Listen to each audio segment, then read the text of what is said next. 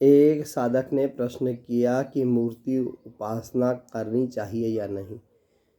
मूर्ति को सामने रख करके उपासना करनी चाहिए, क्योंकि परमात्मा साकार रूप में होते हुए भी निराकार है। साकार उपासना से मन भ्रमित नहीं होता। इसके कई सारे दृष्टांत और उदाहरण हैं। इसलिए आप साकार उपासना के उपासक बनिए। साकार रूप में परमात्मा को भजते भजते निराकारमय हो जाइए। तो इसलिए मूर्ति उपासना का हमें विरोध नहीं करना है। मूर्ति उपासना हम सब लोगों के लिए, सनातनियों के लिए अनिवार्य है। सनातन धर्म में साकार उपासना को बहुत महत्व दिया गया। इसलिए सनातनी धर्म के अनुसार मूर्ति उपासना करनी चाहिए।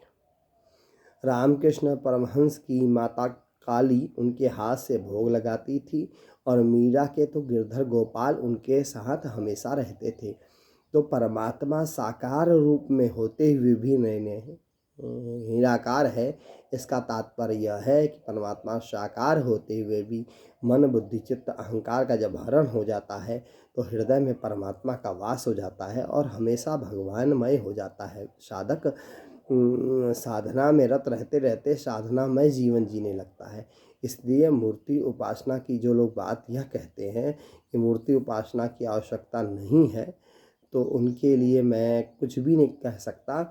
लेकिन मैं उनके लिए कह रहा हूँ जिन्होंने ये प्रश्न किया कि मूर्ति उपासना करनी चाहिए या नहीं। मूर्ति साकार रूप में है और प्राण प्रतिष्ठा के द्वारा जब हम मंत्रों के, वेद मंत्रों के उच्चारण से प्राण प्रतिष्ठा करते हैं तो उनमें वह तत्व विद्यमान हो जाते हैं। इसलिए हमारे यहाँ सनातन संस्कृति में भगवान की प्राण प्रतिष्ठा करके विग्रह के अंदर वह समस्त प्राणों को डाल दिया जाता है, जिससे ईश्वरीय चेतना का विकास हो। तो जब व्यक्ति साधना करते करते साकार रूप में साधना करते करते निराकार हो जाता है, तो उसको भी अपने विग्रह को रखना चाहिए अपने उपासना स्थल में। उसका त्याग नहीं करना चाहिए। आजकल लोग मंदिरों में जाकर के अपने घर की मूर्तियों को रखाते हैं। वह महादोष का कार्य है।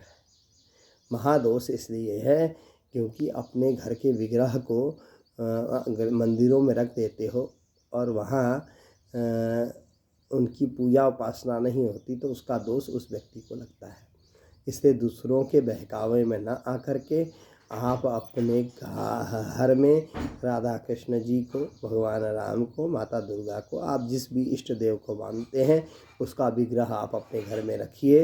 विग्रह के खंडित हो जाने पर या टूट जाने पर उसको उपयुक्त स्थान पर, अगर वह उपयुक्त स्थान पर उसको विसर्जित कर देना चाहिए। उसका विसर्जन करना चाहिए, ना कि मंदिरों में और वृक्ष के नीचे रखना चाहिए। इससे दोष लगता है। इसलिए दोष मुक्त जीवन जिए। तो परमात्मा साकार है और परमात्मा निराकार है। उसका ध्यान कीजिए, उसका जप कीजिए और उसकी साधना कीजिए और अपने जीवन को अच्छा बनाइए। धन्यवाद। अगर आपको इससे संबंधित और जानकारी होगी तो आपके प्रश्न फिर आएंगे, उन प्रश्नों का उत्तर देने का प्रयास मेरा रहेगा। धन्यवाद। प्रणाम।